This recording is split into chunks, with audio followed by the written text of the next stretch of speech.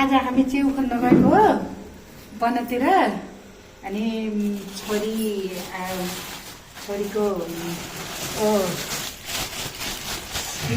Aunty भतिजा अरू म भएर च्याउ खन्न गएको। हेर्नुहोस् त यत्रो च्याउ भेटाएर ल्याएछौँ र सबैभन्दा त यिनी सानो नानीहरू राम्रा छन्, कति राम्रा छन्। च्याउ खाने सम्पर्क गर्नुहोस् है हजुर। तँ पनि यहाँ होइन नि जङ्गलमा, अब यो त जान्छ कता कता जाने हो थाहा छैन।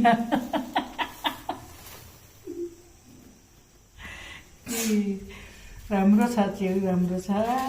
ठुला छन्, साना छन्, सबैभन्दा ठुला छन्। यहाँ हेर्नु न कति राम्रो हामी,